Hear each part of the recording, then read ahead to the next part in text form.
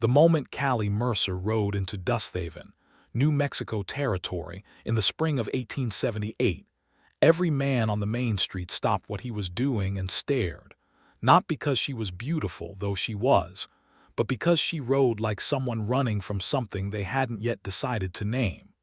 Her horse was a dun mare, trail-worn and lathered, and Callie herself wasn't much better.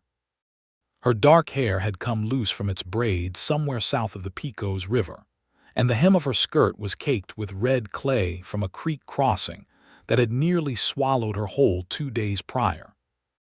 She had a carpetbag strapped behind her saddle, a small trunk lashed to a borrowed mule she was leading, and the expression of a woman who had made a decision she wasn't entirely sure was the right one, and had committed to it anyway because turning back would have been worse.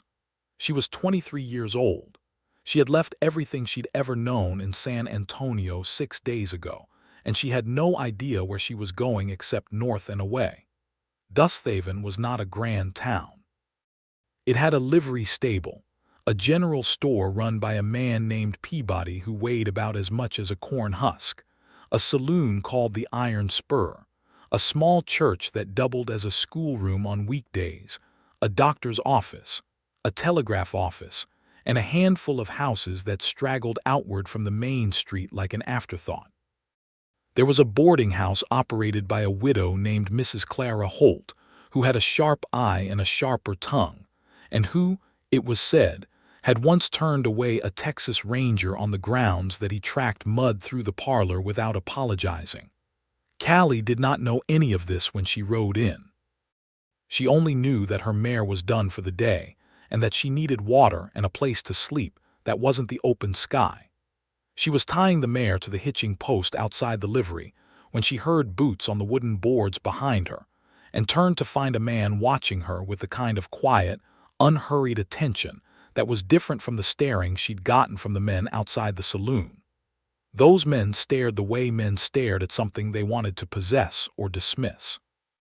This man looked at her the way a person looks at something unexpected that has arrived in a place where nothing unexpected usually happened. He was tall, somewhere around 30, with dark brown hair that needed cutting and a jaw that needed shaving and hands that were calloused in the way of a man who worked with them every single day. He wore a plain cotton shirt, the sleeves rolled to the elbows, and his hat was a battered thing that had seen more weather than fashion. He had a silver star pinned to his shirt, and later Callie would learn that the star made most people in Dusthaven feel safer, but right now it just made her feel like she was being assessed by someone with the authority to send her on her way. His name was Thomas Reeves. He was the town sheriff, and he had been sheriff of Dusthaven for 3 years, and in those 3 years he had seen traveling women come through plenty of times. They were usually headed somewhere specific. A husband waiting in Santa Fe, a sister in Albuquerque, a homestead somewhere up along the Canadian River. They passed through, watered their horses, maybe stayed a night at Mrs. Holt's boarding house and moved on. He fully expected this woman to do the same. She fully expected to. "Liveries around the back," Thomas said, nodding toward the far end of the building. "Jed Marsh runs it. He'll see your animals are fed and watered." "Thank you," she said. Her voice was steadier than she looked, and he noticed that. She had the kind of voice that was warm without being soft, the kind that had been used to speaking plainly to people who needed to hear plain things.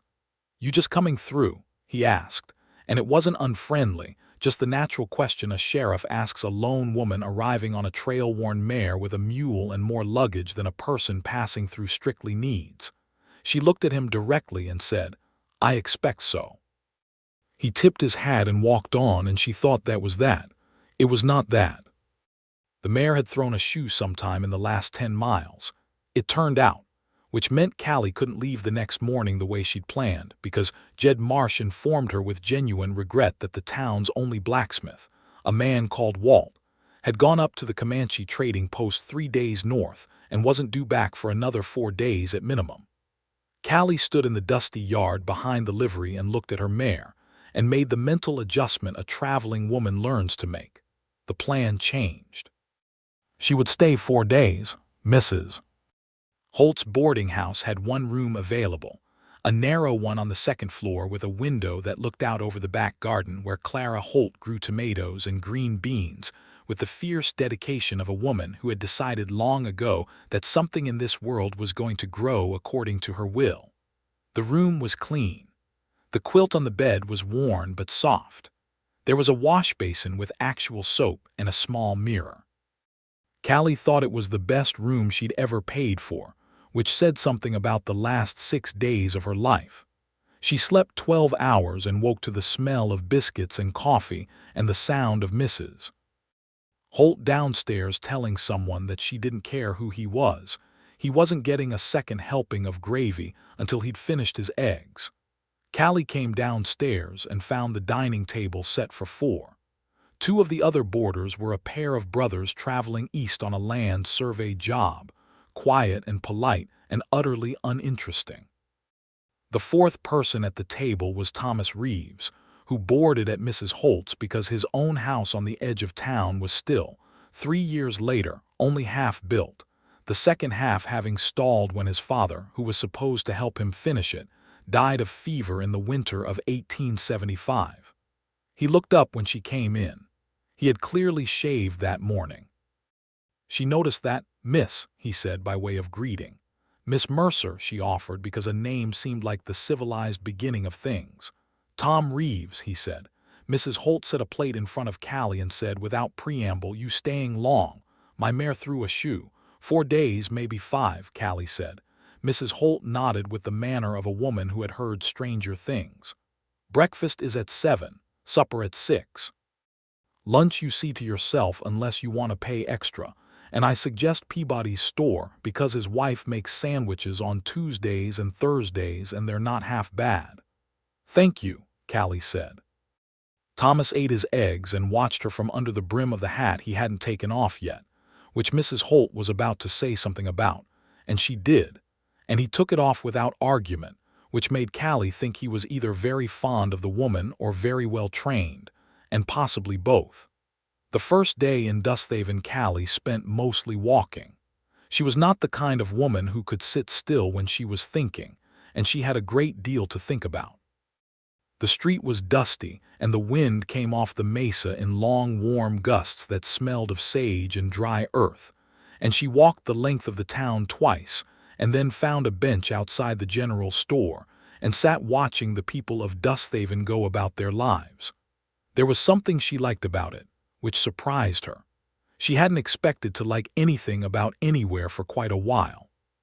She'd been moving in a state of productive grief, which is what she called the condition of acting normally, while something inside you was still sorting through the wreckage. The wreckage, in Callie's case, was a life in San Antonio that had collapsed not all at once, but in a series of small, decisive moments. Her mother dying the previous autumn, her younger brother taking up with a man Callie didn't trust who had convinced him to sell the family property, the revelation that Callie's name had somehow not been on the deed in the way she'd always believed, and finally, the understanding that the life she'd known since childhood simply no longer existed. She wasn't running from scandal or from failure, or from any of the things people usually ran from in 1878. She was running from an empty place where something used to be, and she was hoping that if she moved far enough, fast enough, she would eventually arrive somewhere that didn't feel like absence. She didn't expect that somewhere to be Dusthaven, New Mexico territory. But on that first afternoon, sitting on the bench outside Peabody's store with the warm wind moving through her loosened hair, watching a woman hang laundry on a line strung between 2 cottonwood trees and a boy chase a dog around the corner of the church, Callie felt the first thing she'd felt in months that wasn't grief or anger or purposeful forward motion. She felt still, not trapped, not stopped, just still. She didn't know what to do with that yet. Thomas found her there by accident. He had come out of the general store with a new box of cartridges for the Winchester he kept in the sheriff's office, and he nearly walked past her entirely because she was sitting so quietly, more quietly than a person usually sits in a public place, and he was a man who paid attention to what was moving rather than what was not. But he stopped. "Settling in all right?" he asked. She looked up at him. In the afternoon light she looked different than she had when she arrived, less driven, more present. "Your town is very quiet," she said. "Most days," he agreed. "Other days it makes up for it." He paused, then added, "You need anything, directions, supplies, anything of that kind." She looked at him for a moment with those direct gray eyes and said, "What I need is probably something I have to find for myself." He considered this. He was not a man who was used to conversations that opened onto larger territory than they began with, but he recognized that this one had, and something in him was curious about where it might go if he followed it properly. "Fair enough," he said. "If you find you need anything practical in the meantime, the office is right there." He gestured toward the low wooden building with the star on the door. "Doors almost always open." She nodded. He walked on. But he thought about what she'd said for the better part of the afternoon, which was unusual for him. The second day Callie offered to help Mrs. Holt with the garden, and Mrs. Holt accepted with the air of a woman who had been waiting for someone competent to come along and not make a fuss about getting soil on their hands. They worked side by side for 2 hours in the morning, not talking much, and then Clara Holt made coffee and they sat on the back porch and the older woman talked. She talked about her husband, who had died of a chest infection 4 years ago. She talked about the town, who owned what, who was at odds with whom, which families had been there longest, and which ones were newcomers still trying to find their footing. She talked about Thomas Reeves with the frank affection of a woman who had watched someone grow from a young man who'd made mistakes into an older one who'd made different and better choices. "He had a rough few years," Clara said, without explaining further, in the way of people who feel that the broad strokes are enough, and the detail is for the person themselves to share or not. Callie did not ask for the detail. She filed the broad strokes away with the same careful instinct she used for everything, the instinct of a woman who had learned that information about people was useful not for gossip but for understanding. "He seems like a steady man," she said. "Steadiest thing in this county," Clara said, "which is both his best quality and the thing that makes him loneliest." Callie looked out at the garden and thought about that. On the second afternoon, there was a commotion on the main street. Callie came out of the boarding house to find that a wagon had lost a wheel at the worst possible angle and tipped sideways, spilling its cargo of flour sacks and bean barrels across the street. The driver, a rancher named Beaumont from a property about 10 miles east, was swearing steadily and creatively, and a small crowd had gathered with the particular energy of people who were somewhere between wanting to help and wanting to watch someone else help first. Thomas was there within minutes. He organized the crowd the way a man organizes things when he's been doing it long enough that it doesn't require raising his voice, just saying the right thing to the right person in the right tone, and trusting that people who respect you will follow through. The wagon was righted within 20 minutes, the cargo restacked, and Beaumont sent on his way with his dignity mostly intact, and a new wheel borrowed from Jed Marsh's supply. Callie had helped. She'd moved flour sacks without being asked because they needed moving and she was standing right there. Thomas had glanced at her once with an expression she couldn't entirely read, something between surprise and respect, and then returned to the task at hand.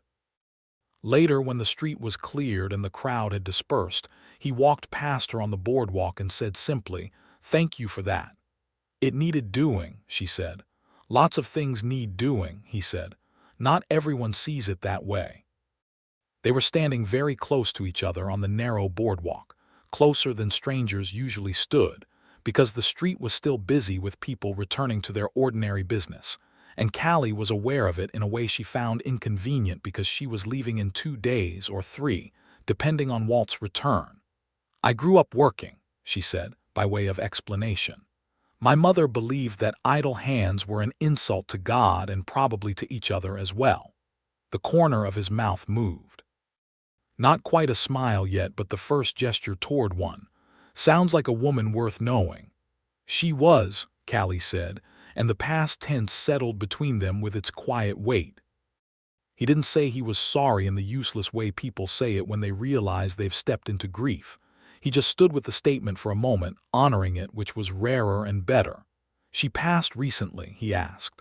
"Last autumn," Callie said. "I've been trying to figure out what comes next. Is north and away a destination or a direction?"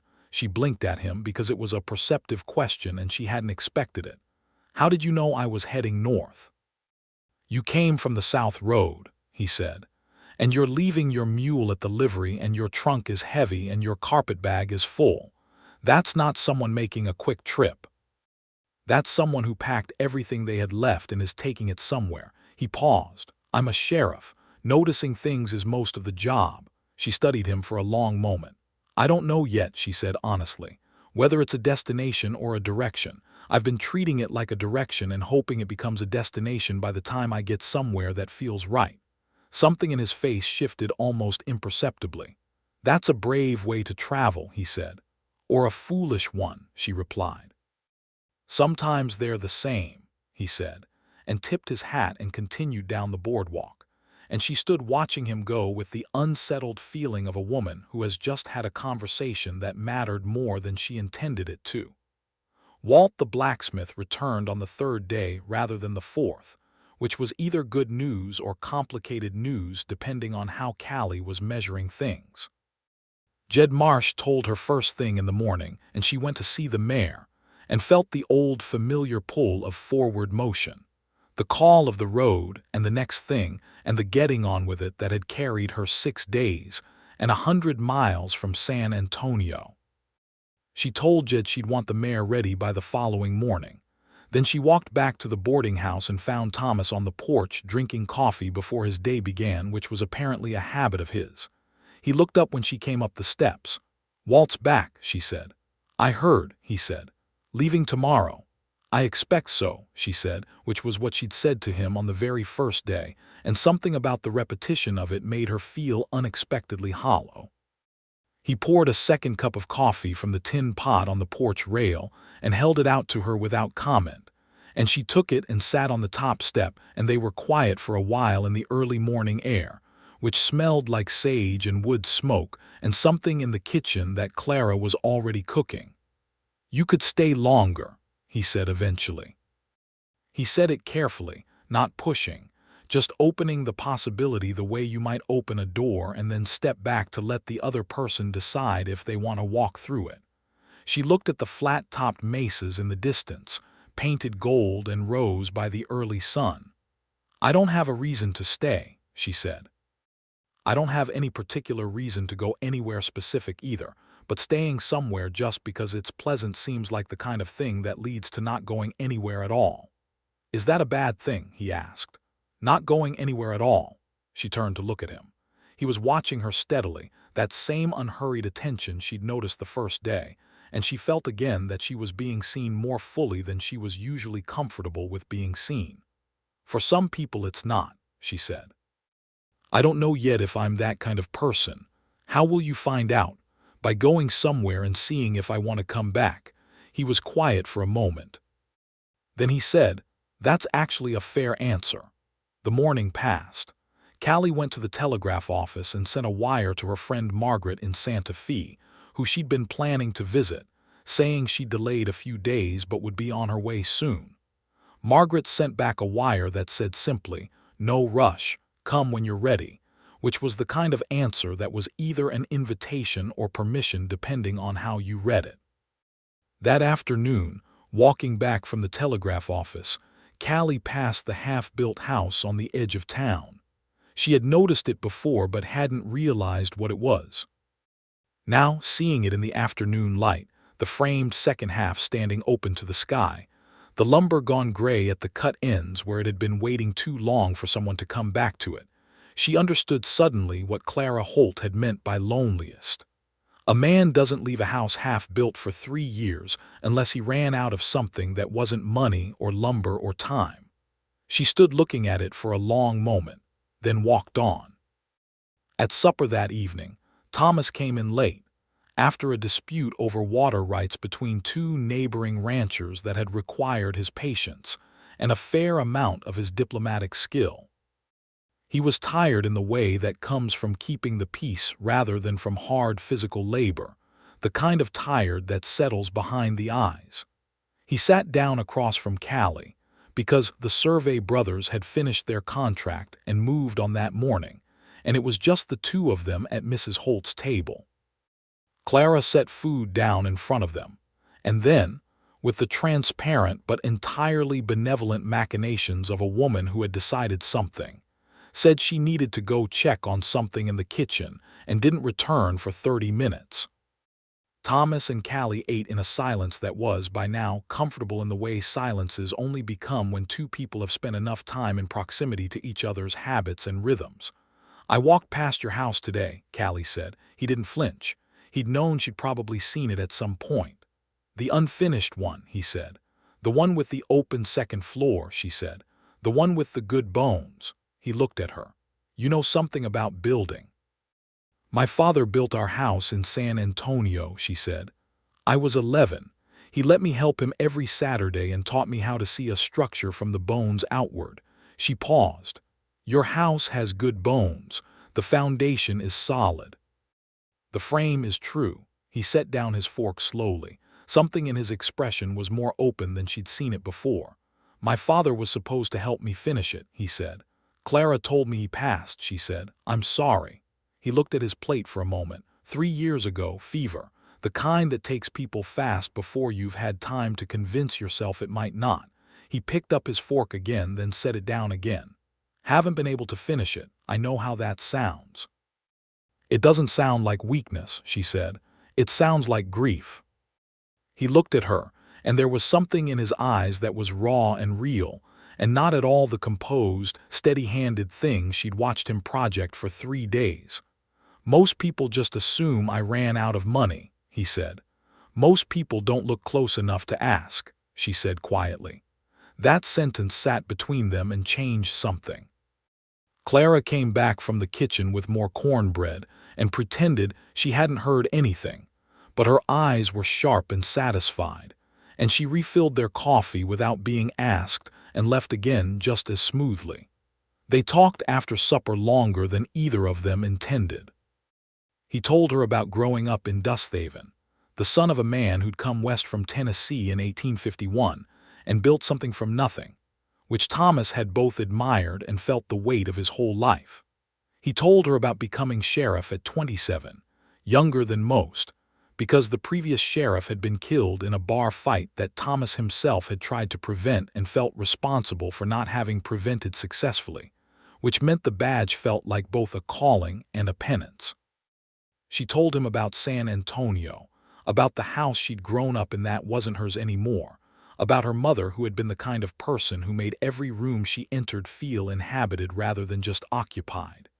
She told him about her brother, not with bitterness, because he was her brother and she loved him even in his foolishness, but with the honest accounting of someone who had accepted that a thing was what it was.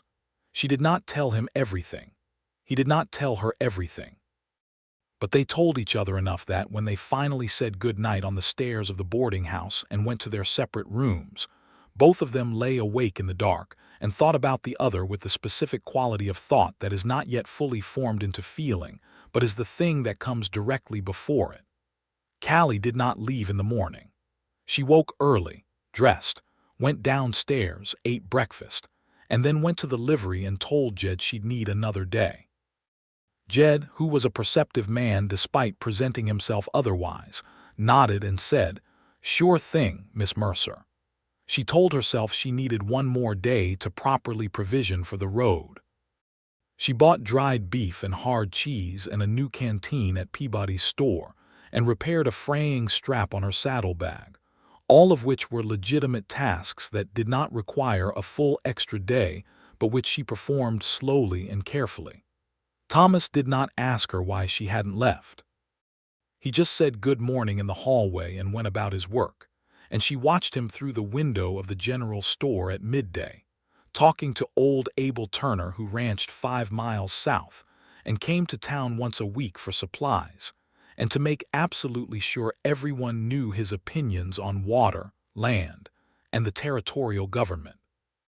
Thomas listened to Abel with the patience of a man who had heard these opinions many times before and still treated them as if they deserved to be heard. And Callie watched that and thought, there it is. That particular quality of attention, the willingness to make someone feel heard even when you'd heard it before, was rarer than gold in 1878 and rarer still in men, and it told her something about who Thomas Reeves was at the center of himself, separate from the badge and the reputation and the steady, competent exterior. She was not supposed to still be here thinking these things, but she was. That afternoon, a woman came to town on a buckboard from the Riordan Ranch, 7 miles east, with a gash on her forearm from a fence wire and a story that came out in pieces over the course of an hour that she spent in the doctor's office while Thomas stood in the doorway and listened. Her name was Ada Riordan, and she was 35, and she was not the kind of woman who asked for help easily. But the gash needed stitching, and she'd driven 7 miles because she couldn't reach it herself. Callie happened to be passing. Thomas saw her and said, "Miss Mercer, do you have a moment?" in a tone that was asking more than just for the moment, and she went in and sat with Ada while the doctor worked, because Ada was afraid of needles and wouldn't say so, and Thomas had recognized it immediately and correctly identified that a calm, practical female presence would help more than his standing there. Callie sat beside Ada and talked to her about the ranch and the fence that had done it and the weather this spring, and Ada's hands unclenched by degrees, and when it was over, Ada looked at Callie and said, "You're good at that." "At talking," Callie said. "At making things less frightening without pretending they aren't what they are," Ada said. Callie didn't answer that, but she thought about it the rest of the afternoon. Thomas walked her back toward the boarding house at dusk. They walked side by side on the main street, and the light was the color of old copper, long and warm and leaning, and the town was settling into its evening sounds, the closing of shop doors and the striking of a piano from inside the iron spur, and somewhere, a child calling for someone. "I'm going to stay another day," Callie said. Thomas said nothing for 3 paces. Then he said, "I'm glad." She looked at him sideways. He was looking straight ahead. His jaw was set in the careful way of a man not letting too much out at once, which she was beginning to recognize as his habit. "You shouldn't be glad," she said. "I'm still leaving." "I know," he said. "I just need to provision properly," she said. "Of course," he said. Neither of them believed her entirely, and they both knew the other knew it, and they walked the rest of the way to the boarding house in a silence that was more eloquent than most conversations she'd ever had. The following morning, the thing that changed everything was, of all improbable triggers, a rainstorm. New Mexico in May can rain with the kind of sudden, committed ferocity that the desert holds back for months, and then releases all at once. The storm came in from the west before noon, purple and anvil-headed, and within 20 minutes the main street of Dusthaven was a river of red mud and the road north. The road Callie had been planning to take that very morning was impassable for horses in a way that could last 3 days if the creek upstream flooded, which it historically did. Jed Marsh told her this apologetically, and Callie stood in the livery doorway watching the rain hammer the street, and felt the universe making a decision for her that she had been not quite making for herself, which was in its own way a relief. She went back to the boarding house. Clara was making soup, and the boarding house smelled of onion and bay leaf, and she put Callie to work chopping vegetables without asking, because Clara Holt's theory of healing was that useful activity was its own medicine. Thomas came in at midday, soaked from riding out to check the creek level and confirm what everyone already suspected, that the northern road was indeed underwater for the foreseeable immediate future. He stood in the kitchen doorway dripping and looked at Callie at the kitchen table, and she looked at him, and they had, in a single second and without a word, a conversation that they would both remember for the rest of their lives. He went upstairs to change. She kept chopping vegetables. Clara watched all of this from the corner of her eye and said nothing, but she hummed to herself the way a woman hums when she believes things are going the way they ought to. That afternoon, stuck inside by the rain, Thomas sat at the table with a cup of coffee and a ledger of town business he was supposed to be reviewing, and Callie sat across from him with a book of geological surveys she'd found on the shelf, which were not as dull as they sounded because they were surveys of New Mexico territory, and she had begun, without fully meaning to be interested in the land around her. "You're reading about mesa formations," Thomas observed. "I'm interested in the land here," she said. "It's different from Texas. The light comes at it differently." "You're an artist?" he asked. "My mother was. She painted when she could find the time, which wasn't often." Callie traced the edge of the survey page. "I draw, badly, but I look at things the way someone who draws looks at them, which means I notice light and shape probably more than most people find useful." "What do you see when you look at Dusthaven?" She thought about it seriously, which he appreciated because he'd asked it seriously. "A place that doesn't know how good it is yet," she said finally. "The light on those mesas at sunrise is extraordinary. The sage after rain smells like something expensive that I couldn't put a name to. The people are honest in the way people are honest when they know they're too far from anything else to afford to be otherwise." She paused. "It's small and it's dusty and it's at the edge of something, but the edge of something is not the same as the end of it." Thomas was quiet for a moment. "Have you always seen things that clearly?" he asked. "My mother used to say I looked at everything like I was planning to paint it even when I had no paint," she said, smiling at the memory, and her smile was the first completely unguarded thing he'd seen on her face, and it altered something in the architecture of his chest. "Your mother sounds like she was a wonderful person," he said. "She was the best person I've ever known," Callie said simply. "I feel the same about my father," he said. This was the first full honest equality of grief between them, the first moment where they each held the same shape of loss and recognized it in the other's hands, and it opened something up the way a door opens to let in a different quality of air. They talked through the afternoon while the rain hammered the world outside and Clara's soup simmered on the stove, and the boarding house was warm and close, and outside everything was gray and green and wet. They talked about their parents and about growing up and about what they'd wanted when they were young and what they'd settled for and what they hadn't settled for and what the difference was. They talked about what it meant to live in a small town at the edge of a territory that was still deciding what it was going to be, and what it meant to be a woman in 1878 who didn't fit neatly into the role that most women were offered. Thomas listened to her the way he listened to Abel Turner, which is to say completely, which is to say as if what she was saying mattered and deserved to be heard, and she found herself saying things she hadn't said out loud to anyone.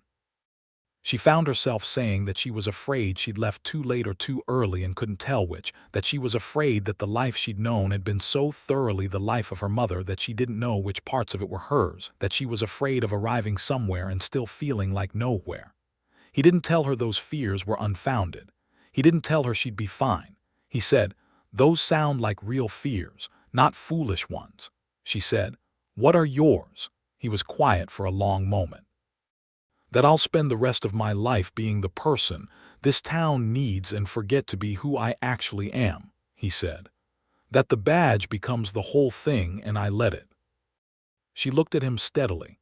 "What would the rest of you do if you let it?" "Finish the house," he said simply, then after a pause, "and maybe stop expecting everyone to leave before I've found out if they might stay."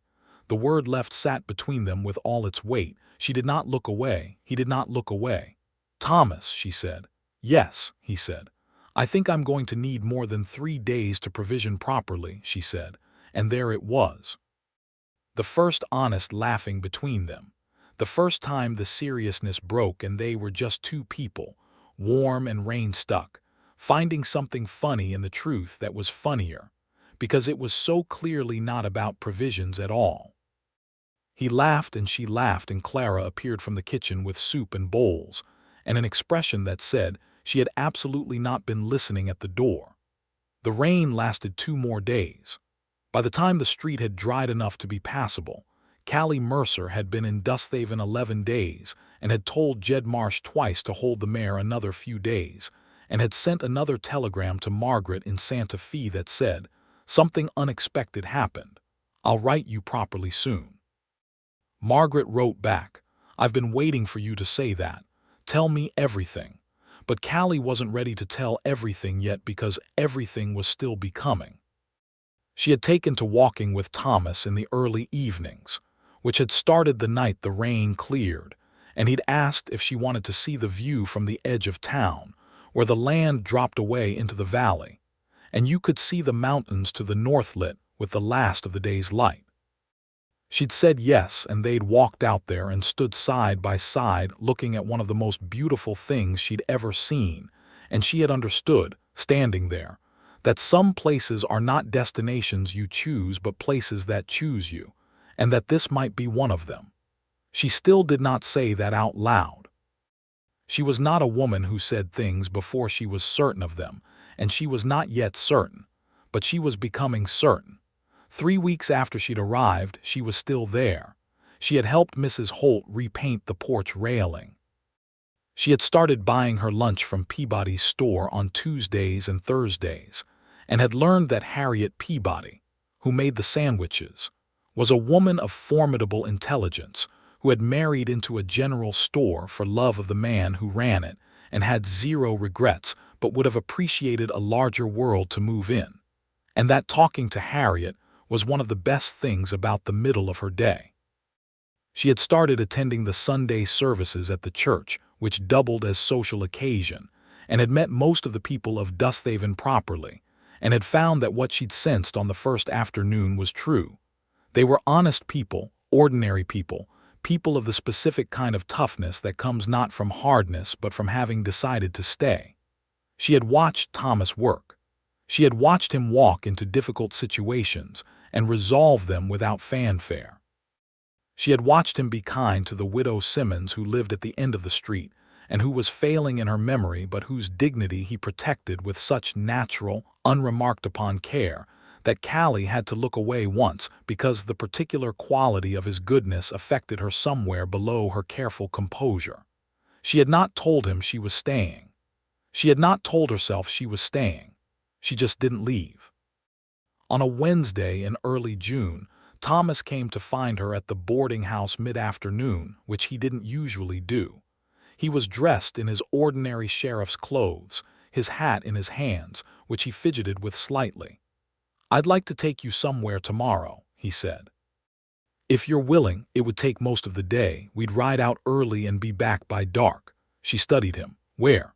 "There's a canyon about 8 miles northwest," he said. "I've never taken anyone there. My father took me once when I was 12 and I haven't been back since." He paused. "I thought it might be something worth seeing." She understood what he was offering. It was not just a ride in the countryside.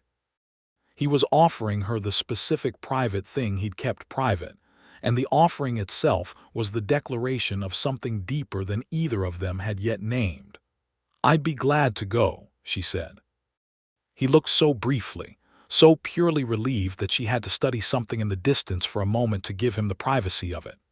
They rode out the next morning at sunrise, side by side, the dun mare and his bay gelding moving easy on the damp morning trail, and the world was enormous and red and gold around them, and the air was cold and clean, and there was nowhere on earth she'd rather have been. The canyon was extraordinary. It was narrow and deep, and the walls were banded in iron red and cream, and the light came down into it in long shafts in the morning that made everything inside it glow. And along the bottom, a creek ran clear and cold from somewhere up in the mountains, and there were cottonwoods along the bank and willows, and the birds were extraordinary. Thomas dismounted at the canyon rim and stood looking down into it, and his face was the most undefended she'd ever seen it. There was loss in it and love in it and something resolving, the way a long-held breath finally releases. "My father called it the church," he said. He said God made a few places on earth where it was obvious, and this was one of them. Callie stood beside him and looked down into the golden, bird-filled, light-struck canyon and said, "He was right." They climbed down to the creek on a narrow trail Thomas remembered from 20 years ago, and sat on a flat rock in the creek bed, and ate the food they'd brought and talked, and didn't talk, and listened to the water, and watched a hawk circle above the canyon rim. And it was one of those days that are complete in themselves. The kind of day that exists in memory afterward as a single whole feeling rather than a sequence of events. At some point in the afternoon, sitting on that rock with the creek going cold and clear over the stones beside them, and the canyon walls rising, and the light moving across them with slow drama, Thomas said, "Callie." She looked at him. "I'd like you to stay," he said. He said it plainly, without embellishment or qualification, which was the only way he knew how to say the things that mattered most. Not because the road is washed out or your mare needs shoeing or because there's nothing to take you north. Because I want you here. He paused. Because these last 3 weeks have been the first time in a long time that something felt like it was going forward rather than standing still.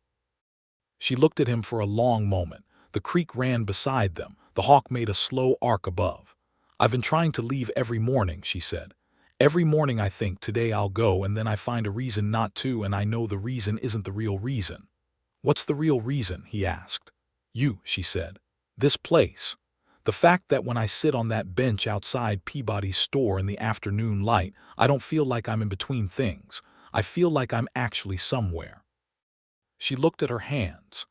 "I've been afraid that wanting to stay means I'm giving up on going, and I've been afraid that going means I'm giving up on something real." "Those things don't have to cancel each other out," he said. "I know that," she said. "I know that here." She pressed a hand briefly to her chest. "But knowing something here and believing it properly are different." "Do you believe it yet?" he asked. She looked at the canyon around them, at the layers of stone and time, at the creek that had been running here since before either of them was born and would run after, at Thomas Reeves sitting on a rock in the place his father had shown him when he was 12, looking at her with hope he hadn't known he'd been capable of until recently. "I think I'm close," she said honestly. He reached over and took her hand, just that. His hand was calloused and warm and steady, and her hand in his was the most natural thing and also the most extraordinary thing, and she looked at their joined hands for a moment, and then looked at him and felt something settle in her like a foundation being set. "Close is enough for today," he said. They rode home in the long sunset, and there were no declarations made, no promises, but something was changed and they both felt it and were not afraid of it anymore. In the second week of June, Callie wrote a long letter to Margaret in Santa Fe explaining everything, or as much of everything as fit on paper. Margaret wrote back a letter of 4 pages that covered every aspect of the situation, with the thoroughness of a woman who had been waiting to hear good news about Callie Mercer for a very long time and was not going to rush past it. Callie laughed aloud reading it, alone in her room at Mrs. Holt's boarding house, and the laugh was the kind that comes from the chest and involves the whole face, and she heard it as it happened and recognized that she had not made that sound since her mother died. She went downstairs and found Thomas at the table with his coffee and his eternal paperwork, and she sat down across from him and said, "My friend Margaret says you had better be worth staying for." He looked up. His face did that quiet thing where the composure slipped just slightly to show what was underneath it. "And what did you tell her?" "That I'd report back," she said. He considered this. "That seems fair," he said. She smiled. "She also says she's happy for me." "Are you?" he asked. "Happy." The word sat in the morning kitchen with the coffee smell and the sound of Clara in the back garden and the warm New Mexico air coming through the window. Callie thought about it with the honesty she gave everything. "I'm becoming happy," she said, "which is better than happy, because happy that's become is more solid than happy that just is." He thought about that. "Where did you learn to think like that?" "My mother," she said. They were quiet for a moment with the memory of that word between them, comfortable now, the way a wound becomes a scar, still visible but no longer raw. "Thomas," she said, "yes, I'm going to stay." He set down his coffee cup very carefully, the way you handle something when you don't want to break it or spill it or do anything that disturbs it. "Good," he said. Just that one word, and in the quiet of that single word was everything he'd been holding since the day she'd arrived on a lathered mare, and looked at him with those direct gray eyes and said, with absolutely no idea how wrong she'd turn out to be, that she was just passing through. The arrangements she made were practical and taken at her own pace, which he respected because she was not a woman who needed to be rushed, and he was not a man who would have dreamed of rushing her. She spoke to Clara Holt about staying on at the boarding house long-term with a reduced rate since she intended to help around the house and garden, which Clara accepted with a brisk, businesslike handshake that covered what was clearly a great deal of satisfaction. She wrote to her brother in San Antonio. The letter was honest and firm and loving, which was the only combination she knew how to use with him. She told him where she was and that she was well, and that she had found somewhere she intended to be for a while, and that she hoped he'd found what he was looking for in his own choices, and that she forgave him because not forgiving him would have cost her something she couldn't afford. His reply came 3 weeks later and was shorter than her letter and more awkward, but it was genuine, and it was a beginning of something different between them, which was enough. She started working for Dr. Calvin, whose full name was Amos Calvin, and who was 62 years old and had been practicing medicine in Dusthaven for 15 years, with the combination of scientific knowledge and frontier practicality that the territory required. He had been looking for an assistant for 2 years and hadn't found anyone he trusted, and he offered Callie the position after watching her handle Ada Riordan, and then watching her handle 2 other medical situations in the weeks that followed with the same quality of calm, effective, practical care that was exactly what he needed.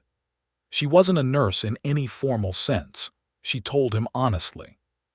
He said formal sense wasn't worth much out here, and what she had was worth a great deal, and would she like to learn the rest properly, because he was old and his hands shook on bad days, and he needed someone who didn't panic and could be trusted. She said yes. Thomas, when she told him, looked at her with such undisguised pride that she felt it in her shoulders, in the way her whole body rose slightly into the knowledge of being seen clearly and liked specifically for what she actually was. "That's exactly right for you," he said. "How do you know?" she asked. "Because you know how to make frightening things less frightening without pretending they aren't what they are," he said, using Ada Riordan's words exactly, and she realized he'd remembered them, and the knowing sat warm in her chest for the rest of the day. Through July, the relationship between them deepened the way things deepen when there's no urgency driving them, but genuine feeling on both sides making something real. They took their Sunday evenings together as an established thing, sometimes walking, sometimes sitting on the porch of the boarding house in the warm after-supper quiet, sometimes riding out in the long summer evenings to watch the sky do what New Mexico skies do, which is perform with a kind of theatrical grandeur that requires no commentary and rewards the kind of silence that 2 people who are becoming something to each other know how to inhabit together. He kissed her for the first time on a Saturday evening in late July, standing at the edge of town near the half-built house, which had recently had some new lumber delivered, a fact he had mentioned casually the week before, and which she had chosen not to ask too directly about. The sun was almost gone, and the sky was the color of deep water, and she had just turned to say something about the way the light hit the framed upper story, and he had turned at the same moment, and they were very close, and the thing that had been building since that first morning on the porch with the coffee was right there between them, undeniable now, and he kissed her with the careful, sure attention he brought to everything that mattered. She kissed him back with the whole of herself, because that was how she did everything. When they stepped apart, they stood looking at each other in the last of the evening light, and she said, "I should have stayed from the beginning." "You couldn't have," he said. "You had to become certain first, and you are now." "I am now," she agreed. He took her hand and they walked back toward the lights of the main street, and the whole of Dusthaven was warm and lit, and humming with its ordinary evening life. And it was hers now. Not entirely hers because places belong to everyone who loves them, but it was hers in the sense that it was home, which she hadn't had since her mother died, and the San Antonio house had become someone else's, and the having of it again was an almost painful abundance. In August the summer was at its peak, and the territory shimmered with heat, and Callie had settled into her work with Dr. Calvin with the focus and intelligence she brought to everything she decided to take seriously. She was learning quickly, learning things she hadn't expected to find fascinating, but did. The mechanics of the body and how it heals, the way different ailments presented themselves, the art of reading a patient's face and manner to understand what they weren't saying, which was often more informative than what they were. Dr. Calvin said she was the best thing that had happened to his practice in 15 years, which for a man of his measured disposition was effusive praise. She was happy. She knew it now not because she felt it in moments, but because she felt it in the ordinary texture of days, in the way the mornings felt purposeful and the evenings felt earned, and the people around her felt like people she was building a real life among. Thomas was the center of it. Not in the way of a woman who has made a man the entirety of her world, which was not Callie's way and never would be, but in the way of a man who has become the specific gravity that gives a life its particular shape and direction. She loved his steadiness and his careful goodness, and the way he laughed when something actually struck him as funny, which was a full and genuine laugh that came out of nowhere and transformed his face. She loved his honesty, the way he said what he meant without performance or strategy. She loved that he was lonely in a way he'd stopped trying to fix with anything other than genuine connection, which meant that every moment of connection between them was real.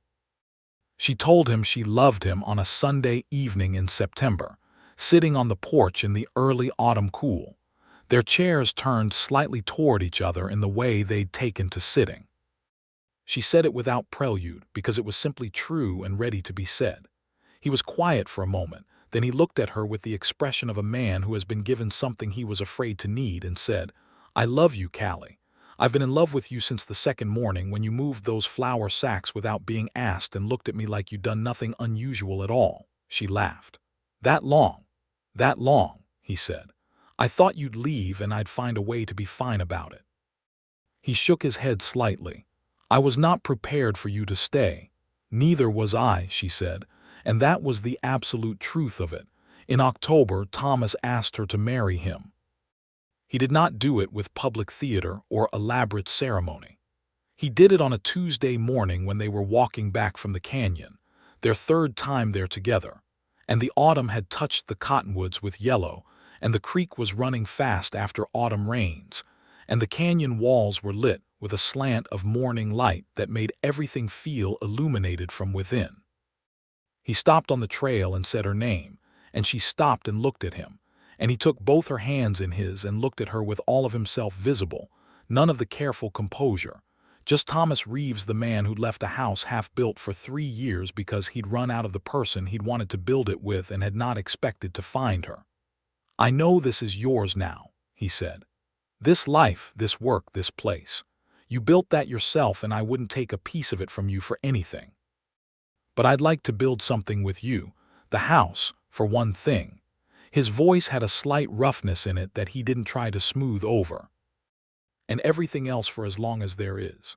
She looked at him in the canyon light for a long, full, silent moment. "Yes," she said. "Obviously, yes." He laughed, sudden and relieved, and she laughed with him, and then he held her face in his calloused hands and kissed her in the canyon his father had called the church, and the creek ran past them and the hawk turned above and the cottonwoods shook their yellow leaves in a light wind, and it was one of the best moments of both their lives. They told Clara Holt that evening. She cried, which she immediately denied, claiming the onions she was cutting for supper were the culprit, despite the absence of any visible onions. She then took Thomas firmly by the shoulders and said, "Don't you waste this." And Thomas said, "I will not." And Clara released him and announced she was making a celebration supper whether they liked it or not and sent Thomas to the store for more butter. They were married in December, in the church that was also the schoolroom, on a Saturday morning when the whole of Dusthaven came, because there were not so many events in a small town that a wedding could be approached with anything less than full attendance and complete commitment. Harriet Peabody brought her best tablecloths. Old Abel Turner, who had opinions about most things, had the opinion that this was the best wedding Dusthaven had ever seen, which he stated loudly and repeatedly. Dr. Calvin cried openly and without embarrassment because he was 62 and had earned the right. Callie wore her mother's ring, which she'd been carrying in her carpet bag since San Antonio, wrapped in a square of flannel cloth. She had not known when she packed it why she was bringing it. She knew now. Thomas wore his best shirt and the hat that was no longer battered because he'd bought a new one for the occasion, and he looked at Callie when she walked toward him down the church aisle with an expression of such complete and uncomplicated joy that it made several of the assembled women of Dusthaven put their handkerchiefs to work. And Ada Riordan, who was not generally sentimental, was overheard saying to her husband that some things were just obviously right and you could tell. The Reverend read the vows. They said them to each other clearly and without hesitation, looking at each other the whole time, because neither of them had any difficulty believing what they were saying. Clara Holt hosted the wedding supper at the boarding house, and it went until nearly midnight, which was exceptional for Dusthaven. And Thomas danced with Callie in the parlor to the fiddle that Jed Marsh played surprisingly well for a man who smelled primarily of horses. And they were the last ones left dancing when the other guests had eaten their fill and drifted home to their ordinary lives.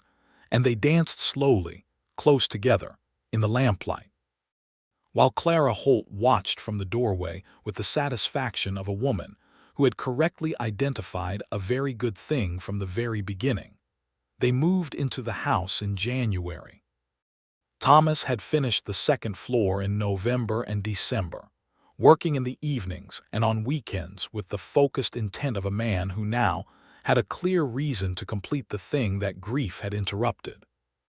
Callie had helped, which had surprised him the first time she appeared on a Saturday morning, in an old dress with her hair pinned up, and asked him to show her what needed doing, and then had not surprised him at all because nothing about Callie doing a thing she decided to do could surprise a man who'd been paying attention. The house was solid and warm and full of the particular quality of rightness that comes from a place having been built with care and completed with love. There were 2 bedrooms upstairs and a good kitchen, and a parlor with a south-facing window that let in the afternoon light at exactly the angle Callie had noticed on their first morning walk past the property, which turned out to have been more intentional than accidental, because Thomas Reeves had been living in that house in his imagination for years before he could bring himself to finish it. She brought her mother's paintings, which her brother, in a gesture of unexpected grace, had sent to her on learning she'd married. They hung in the parlor and in the kitchen, and their colors were warm and right against the wooden walls. Through the winter she was happy in the deep-rooted way of a woman who has found the place she belongs, and is not afraid any more that belonging somewhere means the end of becoming. She worked with Dr. Calvin through the cold months, and came home in the evenings to a house where someone had kept the fire and was learning to cook the way she cooked, which meant mostly he was learning by eating what she made and expressing sincere appreciation, which she found sufficient. He was the best person she'd ever shared a life with, which she told him on a cold February evening when they were sitting by the fire and she was reading, and he was working through his monthly town business ledger, the ordinary, unheroic, entirely perfect domesticity of 2 people who have chosen each other absolutely. He looked up from the ledger. "I'm the best person," he said, "that I've shared a life with," she clarified. "The bar includes my brother, who is a good man but limited in specific ways, and my mother, who was the best person I've ever known in any category, so being second to her is the highest compliment available." He was quiet for a moment, taking that in properly. "Thank you," he said, and went back to the ledger, and she went back to her book, and the fire went on. And outside the January wind pushed cold across the mesa, and the stars were fierce and clear above Dusthaven, New Mexico Territory, 1879. In the spring of that year, Callie discovered she was expecting a child, which she told Thomas on a Sunday morning in March, when the first warm light was coming through the south-facing window and striking the parlor floor in exactly the way she'd always known it would. She told him plainly, in the middle of breakfast, because she was not a woman who built up to things she believed in saying. He set down his coffee cup very carefully, in the same way he'd set it down when she told him she was staying, with the precise care of a man handling something he didn't want to disturb or spill. Then his face did the thing where the composure gave way entirely, and what was underneath it was the most uncomplicated happiness she'd ever seen on any face. He reached across the table and took her hand and held it. He didn't say anything for a moment. Then he said, "My father would have loved you." Which was not, on the surface of it, a response to what she'd told him, but was exactly the right response to the whole of it. She held his hand and said, "Tell me about him." And he did. He told her about William Reeves, who had come from Tennessee in 1851, with nothing but a wagon and a will, and a particular stubbornness that Thomas recognized as his own inheritance, who had built a life in Dusthaven with the same careful attention Thomas brought to everything, who had taught his son that a place becomes yours not by owning it, but by caring for it, who had died too soon and left a house half-built, and a son who had kept faith with the unfinished thing, until someone came along who made finishing it the most obvious act in the world. She listened to all of it and held his hand across the breakfast table, and outside the spring was beginning to warm the mesa, and the sage was green, and the sky was the particular blue of New Mexico in March, which is a color that exists nowhere else on Earth and looks like the future. Their son was born in the autumn of 1879, on a clear November morning when the cottonwoods along the creek had gone gold and the air had the first real bite of coming winter. He was large and loud and entirely himself from the first moment, with Thomas's dark hair and Callie's gray eyes, and they named him William James Reeves, William for Thomas's father and James for Callie's mother's family name, the dead woven into the living the way love requires them to be. Clara Holt was the first person to hold him after his parents, which she did with the same businesslike efficiency she brought to all things, and which did not prevent the expression on her face from being one of the softest things Thomas had ever seen on any person. Dr. Calvin proclaimed him the finest specimen he'd observed in recent professional experience, which was high praise from Amos Calvin, and then went home and was reported to have written in his journal that the day had been a very good one. Dusthaven absorbed the fact of William James Reeves as it absorbed all additions to the population of its people, with genuine pleasure and the slight proprietary pride of a community that understands that children born in a town are the best argument for the town's future. The years that followed were full and good and ordinary in all the ways that ordinary life is extraordinary to the people living it properly. Thomas rebuilt the fence along the south boundary of the property in the spring of 1880, and Callie helped, and they argued cheerfully about the best way to set a post in rocky ground, and Thomas was right about the technique, and Callie was right about the spacing, and the fence that resulted was better than it would have been if either of them had done it alone, which both of them knew and neither of them remarked upon because it was simply how they worked. She learned more from Dr. Calvin, enough that when he finally retired in 1882, citing his hands and his age and his desire to read every book he owned before he died, she was the person the town looked to first. There was some initial discussion among the men of Dusthaven about the propriety of a woman in that role, which Thomas addressed in his characteristic fashion, which was to listen carefully to the concern, and then say, very clearly, that Miss Callie, which was what she was still called professionally because that was her name in her work and she kept it, had been doing the job capably for 4 years, and that he would trust her with his own life and the life of anyone he loved. And then he walked away and let the town make its own conclusion, which it did, and which was the right one.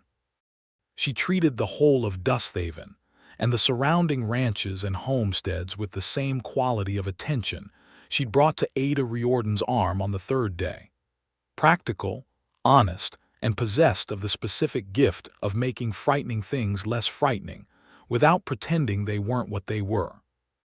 People came from farther out as her reputation spread, and she taught Dr. Calvin's medical books to the older girls in the school on Friday afternoons when the regular schoolmaster was at lunch, because the knowledge needed to be in more hands than one.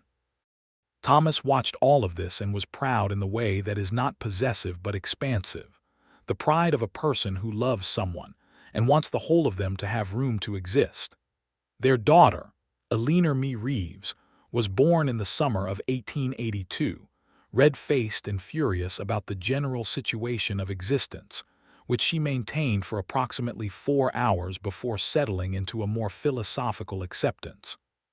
She was small where William was large, quiet in disposition where he had been loud, and possessed from an early age of an absolute certainty about what she wanted, which included the company of her brother, whom she adored from the beginning with a focused devotion that sometimes made Thomas look at Callie and raise an eyebrow, and Callie would shake her head and suppress a smile, because Callie was in most respects a recognizable quantity. Margaret came to visit from Santa Fe in the summer of 1883.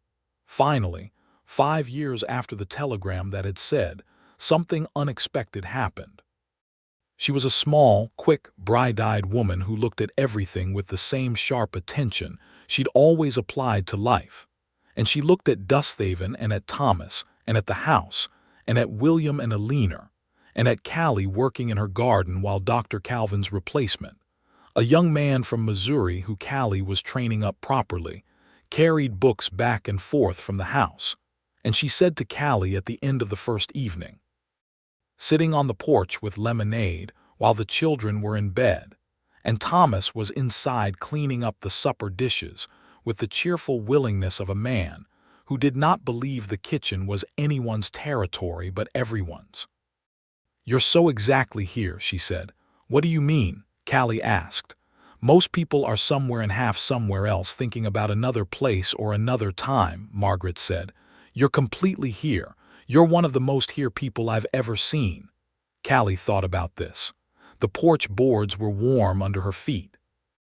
The evening smelled of sage and the garden tomatoes that were doing exceptionally well this year. And through the window she could hear Thomas moving around the kitchen, and the particular sound of his movements that she knew so well she could have drawn them in the dark. She thought about a woman on a trail-worn dun mare riding into a dusty town and thinking she was just passing through. "I took a wrong turn once," she said. "Which turned out to be exactly the right one," Margaret laughed. "I knew it would be a good story. 5 years and it's still a good story." "It keeps getting better," Callie said simply. Thomas came out onto the porch with his own glass of lemonade and sat in his chair, and Margaret talked and Callie talked, and the evening went long and warm, and eventually Margaret went in to bed, and Thomas and Callie stayed on the porch the way they always did. The chairs turned slightly toward each other, and the stars came up enormous and close over the mesa, the stars of the territory that never looked the same from anywhere else. "Margaret says I'm very exactly here," Callie said. "She's observant," Thomas said. "She says you seem very worth staying for, by the way, her official verdict." He smiled. "Good, I've been working on it." She looked at him sidelong in the dark, this man she had not expected to find, in this place she had not intended to stop, building a life she had not planned but which fit her more exactly than any plan she'd ever made. "You were worth staying for from the second day," she said. "I was just too stubborn to admit it." "You were certain," he said, "which is different from stubborn." She looked at the stars. "Do you ever think about how close it was," she said, "if the mare hadn't thrown a shoe? If it hadn't rained, if Walt had come back on time?" He was quiet for a moment. "I think about it," he said, "and then I think that it happened the way it happened, and here we are." "Here we are," she agreed. He reached over in the dark and took her hand, the same reaching, the same warm, calloused hand, the same steady holding that had begun on a flat rock in a canyon by a creek more than 5 years ago, and had not let go. She thought about the woman on the dun mare who had believed she was just passing through. She thought about the man with the sheriff's star who had assumed she would leave, who had steeled himself for it so carefully and methodically. She thought about how both of them had been absolutely wrong in the most correct way possible, and how the wreckage she'd left San Antonio with had become the foundation of something built so solidly that she could not imagine the architecture of it ever coming apart. There was a sound from upstairs, William turning in his sleep, and then quiet again. Eleanor in her room did not stir. The garden was dark and fragrant. The mountains to the north were black shapes against a sky full of light. Callie Mercer Reeves was 30 years old. She had a home that was hers in every sense that mattered. She had work that used the best of her. She had 2 children who were exactly who they were. She had a husband who saw her clearly and loved specifically what he saw. She had a town that had become hers not through claim but through care, through the years of showing up and being present and doing what needed doing and making things less frightening than they might otherwise have been.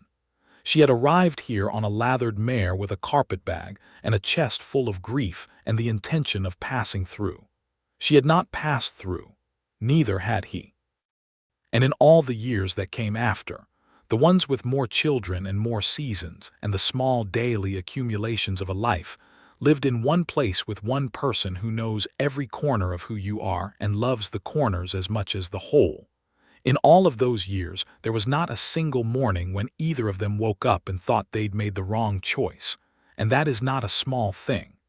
That is the whole thing.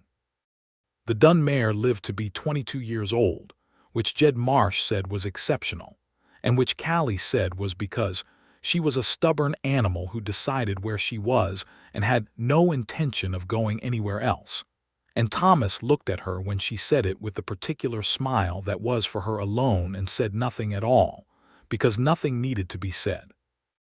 William James Reeves grew tall like his father and looked at the world with his mother's eyes, both the gray ones and the observant ones. And when he was old enough, he wanted to know everything about the canyon his grandfather had called the church. And Thomas took him there on a September morning when the cottonwoods were gold and the creek was running clear, and stood at the rim with his son the way his own father had stood with him, and felt the full, unbroken chain of it. The love that moves through people and forward through time. Eleanor Reeves, when she was 6, announced that she wanted to be a doctor, which everyone in the family took entirely seriously, and she spent her Saturday mornings watching her mother work with an intensity of attention that Dr. Calvin's young replacement from Missouri found somewhat unnerving in a 6-year-old, and Callie found entirely encouraging.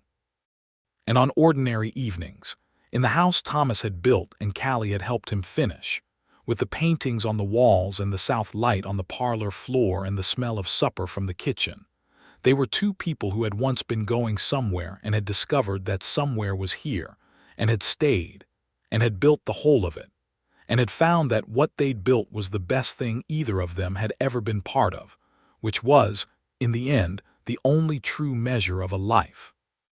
He had thought she was just passing through. She had thought the same. Neither one had left. And the life that resulted from that mutual, beautiful mistake was the most deliberate and certain thing either of them had ever lived.